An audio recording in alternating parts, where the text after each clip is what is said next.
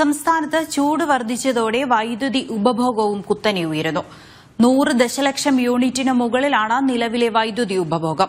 അതേസമയം ഡാമുകളിലെ ജലത്തിന്റെ കുറവ് വൈദ്യുതി ഉൽപാദന രംഗത്തെയും പ്രതികൂലമായി ബാധിച്ചിട്ടുണ്ട്. വ്യാഴാഴ്ച 5559 മെഗാവാട്ടായിരുന്നു വൈദ്യുതി ഉപയോഗം. 4500 മെഗാവാട്ടാണ് ജലവൈദ്യുതി, കേന്ദ്ര ഗ്രിഡ്, ദീർഘകാല, ഹ്രസ്വകാല കരാറുകൾ എന്നിവയിലൂടെ ലഭിക്കുന്നത്. ഇതിനു മുകളിൽ വൈദ്യുതി ഉപയോഗിക്കുകയാണെങ്കിൽ പുറത്തുനിന്നും അധികമായി വാങ്ങേണ്ടി വരും. 500 മെഗാവാട്ട് വൈദ്യുതി കൂടുതൽ ലഭ്യമാക്കാൻ നിലവിൽ ധാരണയായിട്ടുണ്ട്. രാജ്യത്ത് ഏറ്റവും കൂടുതൽ വൈദ്യുതി ഉപയോഗിക്കുന്ന സംസ്ഥാനം കേരളമാണ്. കഴിഞ്ഞ ദിവസം 104 ദശലക്ഷം യൂണിറ്റ് വൈദ്യുതിയാണ് ഉപയോഗിച്ചത്.